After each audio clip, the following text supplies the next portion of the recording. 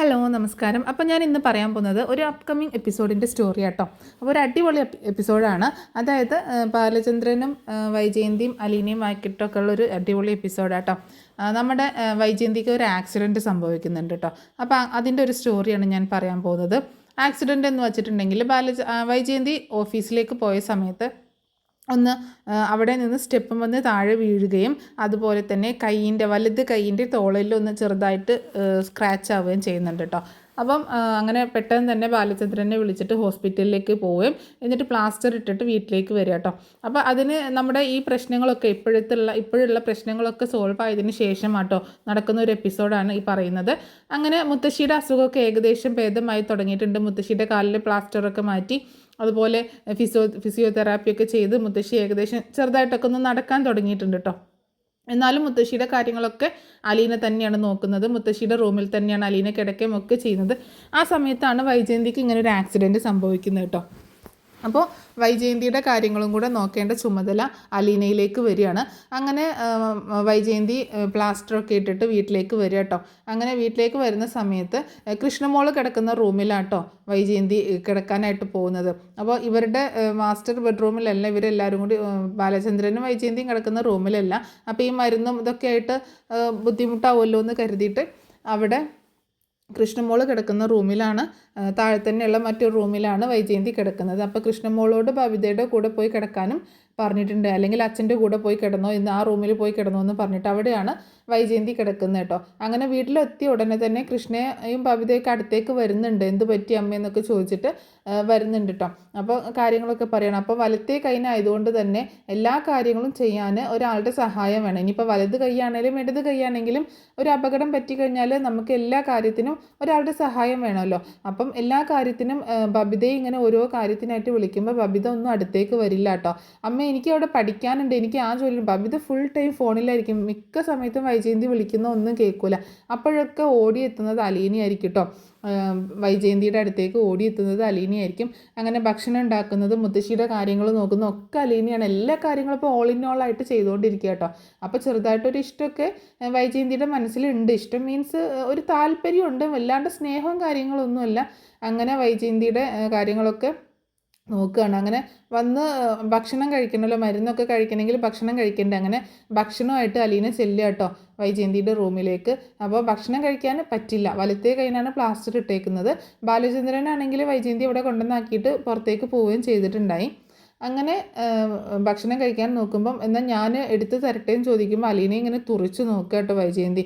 എനിക്കിവിടെ എൻ്റെ മക്കളുണ്ട്, വേലക്കാരിയുടെ കൈ കൊണ്ട് ഭക്ഷണം കഴിക്കേണ്ട ആവശ്യമൊന്നുമില്ല എന്ന് പറഞ്ഞിട്ട് ബബിതയെ ഇങ്ങനെ വിളിക്കുക കേട്ടോ. ബബിതയെന്ന് ഇങ്ങനെ വിളിക്കുന്നുണ്ട്. അങ്ങനെ ബബിത എന്താ അമ്മ ഇങ്ങനെ വിളിച്ച് ശല്യപ്പെടുത്തുന്നത്? അമ്മയ്ക്ക് വയ്യാതായി കഴിഞ്ഞാലെങ്കിൽ അമ്മയ്ക്ക് ഒരു മൂലയ്ക്ക് വിണ്ടാതെ കിടക്കാൻ പാടില്ല എന്നൊക്കെ ചോദിക്കുകയാണ്. നീ എന്നെ അങ്ങനെ മൂലയ്ക്ക് ഒതുക്കി കിടത്താൻ നോക്കണ്ട.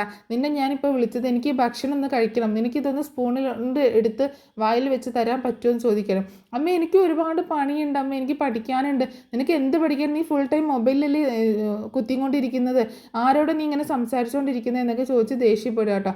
എനിക്ക് പറ്റത്തില്ല അമ്മ, എനിക്ക് സമയമില്ല, അമ്മ എടുത്ത് കഴിക്കുക, അമ്മയുടെ മറ്റേ കൈ കൊണ്ട് എടുത്ത് കഴിക്കാമല്ലോ എന്ന് പറയുമ്പോൾ ഇടത് കൈ കൊണ്ടാണോ ഭക്ഷണം കഴിക്കുന്നത്? അത് അങ്ങനെ ചെയ്യാൻ പാടില്ലല്ലോ, നിനക്ക് എന്താ തീരെ ബോധമില്ലേ എന്നൊക്കെ പറയണ്ടോ. അങ്ങനെ ബബിത എനിക്ക് പറ്റില്ല എന്നും പറഞ്ഞുകൊണ്ട് പോവുകയാണ്. പിന്നെ കൃഷ്ണയാണെങ്കിൽ കൃഷ്ണയും അങ്ങോട്ടേക്ക് വരുന്നില്ല. കൃഷ്ണ പിന്നെ ചെറിയ കുട്ടിയല്ലേ എന്നുള്ള രീതിയിൽ കൃഷ്ണയെ വിളിക്കുന്നില്ല കേട്ടോ. അപ്പം അലീന പറയുന്നുണ്ട് ഞാൻ എടുത്ത് തരട്ടെ എന്ന് ചോദിക്കുകയാണ്. എനിക്ക് അങ്ങനെ സെർവൻസിൻ്റെ കൈ കൊണ്ട് എടുത്ത് കഴിക്കേണ്ട ഗതികേടൊന്നുമില്ല എന്ന് പറയുമ്പോൾ ഞാനൊരു സെർവൻ്റ് ആണെന്ന് കരുതണ്ട, മാഡത്തിനെ നോക്കുന്ന ഒരു എന്താ പറയുക കെയർ ടേക്കറായിട്ട് അങ്ങനെ കണ്ടാൽ മതി, അല്ലാതെ ഞാൻ വാരി തരുന്നു എന്നോ അല്ലെങ്കിൽ ഞാൻ എടുത്ത് തരുന്നു ഒന്നും ചിന്തിക്കേണ്ട എന്ന് പറയാട്ടോ. അപ്പോൾ മനസ്സോടെ വൈജയന്തി സമ്മതിക്കുക കേട്ടോ. അങ്ങനെ അലീന വൈജയന്തിക്ക് ഭക്ഷണം സ്പൂൺ കൊണ്ട് ഇങ്ങനെ എടുത്ത് കൊടുക്കുകയാണ്. വൈജയന്തി അത്ര ഇതെല്ലൊന്നും അല്ലെങ്കിലും ഇങ്ങനെ കഴിക്കുകയാണ്. എന്താണെങ്കിലും അലീനയ്ക്ക് ഭയങ്കര സന്തോഷമാണ്, അമ്മയെ പരിചരിക്കാനുള്ള ഒരു അവസരം കിട്ടിയല്ലോ എന്നുള്ള ഒരു സന്തോഷം കേട്ടോ. അപ്പം വൈജയന്തിക്കാണെങ്കിൽ പിന്നെ ഇവളിങ്ങനെ വാരി തരുമ്പോൾ ഇടയ്ക്ക് അവളിങ്ങനെ നോക്കുന്നൊക്കെ ഉണ്ട് കേട്ടോ. ഭക്ഷണം കോരി കൊടുക്കുമ്പോൾ നിങ്ങൾ നോക്കുന്നൊക്കെ ഉണ്ട്. അപ്പം അലീന ചോദിക്കുന്നുണ്ട് ഞാനിപ്പം പറയട്ടെ മാഡം എന്താ ചിന്തിച്ചതെന്ന് ഞാൻ പറയട്ടെ എന്ന് ചോദിക്കണം. എന്താ ചിന്തിച്ചതെന്നാ നീ പറ. അപ്പോൾ ഞാൻ പറഞ്ഞു കഴിഞ്ഞാൽ അതാണെന്ന് മാഡം സമ്മതിക്കണം കേട്ടോ എന്ന് പറയുമ്പോൾ എന്താ നീ പറ. മാഡം ചിന്തിച്ചത് ബബിത മാഡത്തിൻ്റെ മകളാണ്, സ്വന്തം മകളാണ്. പക്ഷേ നമ്മൾ കുറച്ച് സ്നേഹവും പരിഗണനയും അതുപോലെയൊക്കെ കൊടുത്ത് വളർത്തിയാലേ അവർ നമ്മളോട് കെയറൊക്കെ ചെയ്യുള്ളൂ. അപ്പോൾ വൈജയന്തി ചീത്ത പറയാട്ടോ, ഞാനെന്താ എൻ്റെ മക്കളെ വളർത്തിയത് ശരിയല്ലെന്നാണോ നീ പറയുന്നത്? അങ്ങനെയല്ല മാഡം, അവരോട് എപ്പോഴും ഒച്ചപ്പാടും ബഹളവും ദേഷ്യവും ഒക്കെയാണ് കാണിക്കുന്നത്. അതുകൊണ്ടാണ് മാഡത്തിനൊരു ആവശ്യം വന്നിട്ട് പോലും അവർ തിരിഞ്ഞു നോക്കാത്തത് എന്ന് പറയാട്ടോ അലീന. അപ്പോൾ വൈജയന്തി ഇങ്ങനെ ആലോചിച്ചുകൊണ്ടിരിക്കുകയാണ്. അപ്പോൾ അലീന പറയുന്നുണ്ട്, ആ സമയത്ത് എന്ത് കാര്യവും കുറച്ച് ക്ഷമയോട് കൂടിയിട്ട് പറയുകയാണെങ്കിൽ ഒരു പക്ഷേ അവർ ഇങ്ങനെ ആയിരിക്കില്ല പ്രതികരിക്കുക എന്ന് പറയാട്ടോ. നീ എന്നെ കൂടുതൽ പഠിപ്പിക്കാനൊന്നും നിൽക്കണ്ട, എനിക്കറിയാം എങ്ങനെ എന്ന് പറയാം. നീ എന്താ പറയാൻ വന്നത് അത് പറയാമെന്ന് പറയട്ടോ.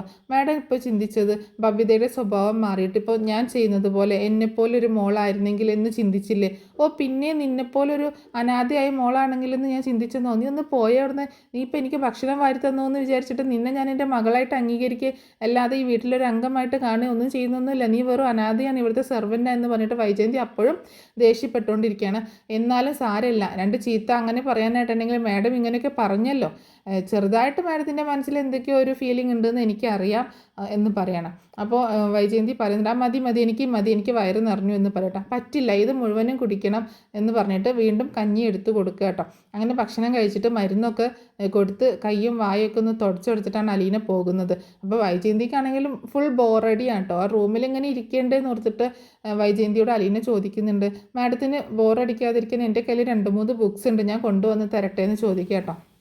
അപ്പോൾ വൈജയന്തി പറയുന്നുണ്ട്, ഇവിടെ ഇഷ്ടംപോലെ ബുക്സ് ഉണ്ട്, പക്ഷേ എല്ലാം ഞാൻ വായിച്ചതാണ്, പണ്ടൊക്കെ ഒരുപാട് വായിക്കുമായിരുന്നു, ഇപ്പം ഇവിടെ ഉള്ളതൊക്കെ വായിച്ചു കഴിഞ്ഞതാന്ന് പറയുമ്പോൾ എൻ്റെ കയ്യിൽ വേറെ 2 ബുക്സ് ഉണ്ട്, ഞാൻ തരട്ടെ എന്ന് ചോദിച്ചിട്ട് അലീന ആ ബുക്സ് എടുത്തുകൊണ്ട് കൊടുക്കുക കേട്ടോ.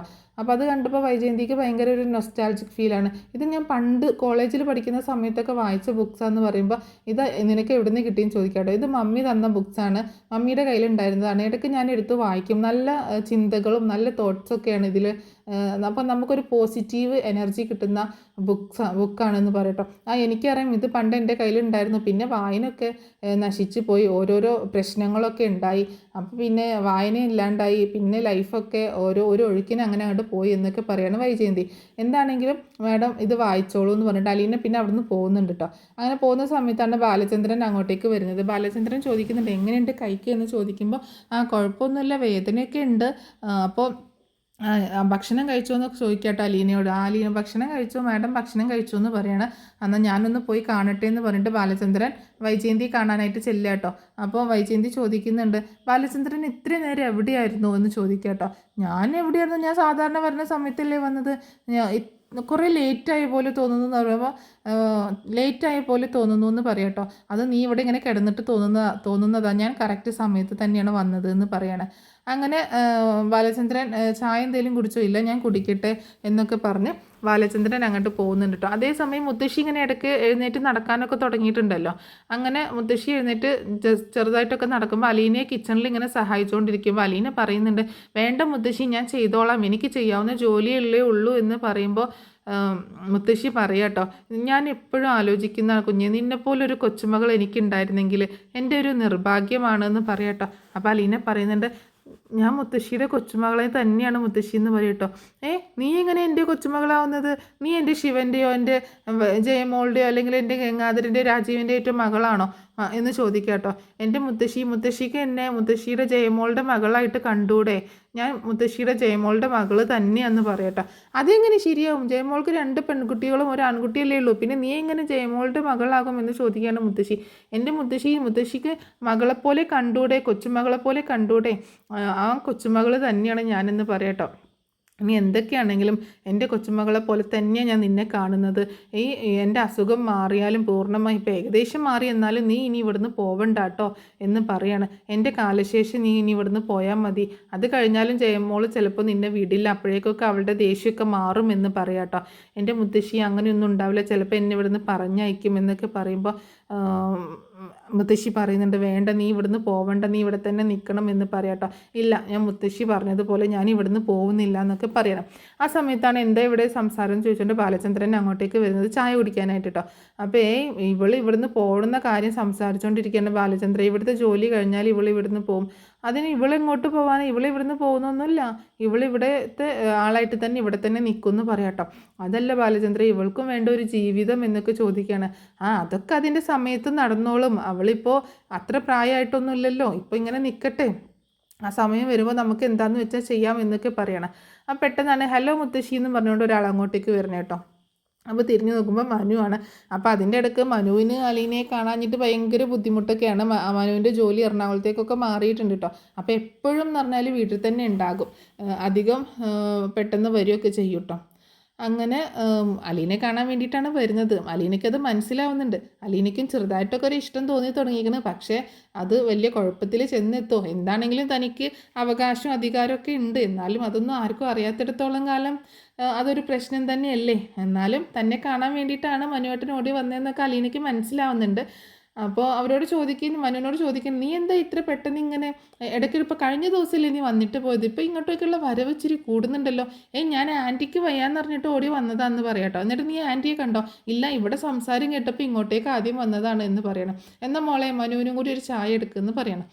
അങ്ങനെ പിന്നീട് മനു നേരെ ചെല്ലുന്നത് ചായയൊക്കെ കുടിച്ചിട്ട് ബാലചന്ദ്രനും മനുവായിട്ടൊക്കെ സംസാരിച്ചിട്ട് വൈജയന്തിയെ കാണാനായിട്ട് ചെല്ലുന്നുണ്ട് കേട്ടോ മനു. അപ്പോൾ ആൻറ്റി എങ്ങനെയുണ്ട്, എന്താ പറ്റിയെന്നൊക്കെ ചോദിക്കുമ്പോൾ കാര്യങ്ങളൊക്കെ പറഞ്ഞു കൊടുക്കുന്നുണ്ട്. അപ്പോൾ ആൻറ്റി ആരാ നോക്കുന്നതെന്ന് ചോദിക്കുമ്പോൾ അലീനയാന്ന് പറയട്ടോ. എന്താ ബബിത ഒന്നും ഇങ്ങോട്ടേക്ക് വരുന്നില്ലേ ആൻറ്റി എന്ന് ചോദിക്കുമ്പോൾ അവർക്കൊന്നും ഇങ്ങോട്ടേക്ക് വരാൻ സമയമല്ലോ, ഇങ്ങോട്ടേക്ക് വരുന്നില്ല എന്ന് പറയട്ടോ. അങ്ങനെ എന്തായാലും ഇപ്പോൾ അലീനയെ അന്ന് പറഞ്ഞയച്ചിരുന്നെങ്കിലും അലീന ഉള്ളത് കൊണ്ടല്ലേ ആൻറ്റി ഇപ്പോൾ രക്ഷപ്പെട്ടത്, ആൻറ്റി നന്നായി കെയർ ചെയ്യുന്നില്ലേ, നോക്കുന്നില്ലേ എന്നൊക്കെ പറയുമ്പോൾ വൈജയന്തിയെ സമ്മതിച്ചു കൊടുക്കുകയാണ്. അങ്ങനെ ഒന്നും മിണ്ടുന്നില്ല, സമ്മതിച്ചു കൊടുക്കുന്നില്ല, ഒന്നും മിണ്ടുന്നില്ല കേട്ടോ. അപ്പോൾ അതിൽ തന്നെ വൈജയന്തിക്ക് അലീനയോട് ഒരു തരം ഇഷ്ടം തുടങ്ങിയിട്ടുണ്ടെന്ന് മനുവിന് മനസ്സിലാവുകയാണ്. പിന്നീട് മനു അവിടുന്ന് പോകുന്നുണ്ട്. അലീനയോട് എങ്ങനെയെങ്കിലും ഇച്ചിരി സംസാരിക്കണം എന്ന് വിചാരിച്ചാൽ വന്നത്. പക്ഷേ എല്ലാവരും ഉള്ളതുകൊണ്ട് അങ്ങനെ സംസാരിക്കാനൊന്നും സമയം കിട്ടുന്നില്ല. അങ്ങനെ പെട്ടെന്ന് പോകുന്നുണ്ട്. പിന്നെ രാത്രിയൊക്കെ ആയപ്പോൾ എല്ലാവരും ഭക്ഷണമൊക്കെ കഴിച്ച് അലീന വൈജയന്തിക്കുള്ള ഭക്ഷണമൊക്കെ കൊണ്ടുപോയി കൊടുത്ത് മരുന്നൊക്കെ കൊടുക്കുന്നുണ്ട് കേട്ടോ. അപ്പോൾ ചോദിക്കുന്നുണ്ട്, മേഡം ബുക്സ് വായിച്ചോ എന്ന് ചോദിക്കുമ്പോൾ ഞാൻ ഇതേ കുറച്ച് വായിച്ചിട്ടുള്ളൂ, പിന്നെ എനിക്ക് ഉറക്കം വന്നു, അപ്പോൾ ഞാനത് എടുത്തു വെച്ചു എന്ന് പറയണം. അപ്പോൾ കുറച്ച് റിലാക്സേഷനൊക്കെ നല്ല കിട്ടുന്നുണ്ട് എന്നൊക്കെ പറയാം കേട്ടോ. അങ്ങനെ പിന്നീട് ഭക്ഷണമൊക്കെ കൊടുത്ത് കൈയും വായും കഴുകിച്ച് മരുന്നൊക്കെ കൊടുത്തിട്ട് അലീന എന്നാൽ ഞാൻ പോയി കിടന്നോട്ടും ചോദിക്കുക കേട്ടോ. അപ്പം എന്നാൽ ശരി എന്ന് പറഞ്ഞിട്ട് അലീന പോകുന്നുണ്ട്. ആ സമയത്ത് ബാലചന്ദ്രൻ അങ്ങോട്ടേക്ക് വന്നിട്ട് നീ എന്നാൽ കിടന്നോ, ഞാൻ പോയി കിടക്കട്ടെ എന്ന് പറയട്ടെ. അപ്പോൾ ബാലചന്ദ്രൻ അപ്പുറത്തെ റൂമിൽ കിടക്കാനായിട്ട് പോവാണ്. അപ്പോൾ ചോദിക്കുന്നുണ്ട്, ബാലചന്ദ്രൻ എന്തിനാ അവിടെ പോയി കിടക്കുന്നത്, ഇവിടെ കിടന്നൂടെ, ഞാൻ ഇവിടെ തനിച്ചല്ലേന്ന് ചോദിക്കട്ടോ. ഇവിടെ ഇനി കിടക്കുമ്പോൾ നിനക്ക് ബുദ്ധിമുട്ടായെങ്കിലോ എന്ന് ഓർത്താണ്. എനിക്കൊരു ബുദ്ധിമുട്ടില്ല ബാലചന്ദ്രൻ, ഇവിടെ തന്നെ കിടന്നാൽ മതി, കൃഷ്ണമോൾ അപ്പുറത്ത് കിടന്നോട്ടെ എന്ന് പറഞ്ഞിട്ട് അങ്ങനെ ബാലചന്ദ്രനെ അവിടെ കിടക്കാനായിട്ട് നിർബന്ധിക്കുകയാണ്, റൂമിൽ തന്നെ കിടക്കാനായിട്ട്. കാരണം വൈജയന്തിക്ക് പേടിയാവില്ലോ എന്നുള്ള ഓർത്തിട്ട്. അപ്പോൾ കൃഷ്ണയാണെങ്കിൽ ഞാൻ അവിടെ അച്ഛൻ്റെ കൂടെ അപ്പുറത്ത് കിടന്നോളാം, അമ്മ ഇവിടെ കിടന്നോ എന്നൊക്കെ പറയാട്ടോ. അപ്പം മുത്തശ്ശിയുടെ റൂമിലാണ് അലീന കിടക്കുന്നത്. അപ്പം അങ്ങനെ കൂടെ ഒരു ക്ലാഷ് വരുമ്പം വൈജയന്തിക്ക് ഒറ്റയ്ക്ക് കിടക്കാനൊരു പേടി. കാരണം എന്തെങ്കിലും ഒരു ആവശ്യത്തിന് വന്നാൽ ആരെങ്കിലും വിളിക്കണ്ടേ. അപ്പോൾ ഈ കൃഷ്ണമോളുടെ റൂമിലാണെങ്കിൽ 2 പേർക്ക് ബെഡിൽ കിടക്കാനുള്ള ഒരു സ്പേസും ഇല്ല.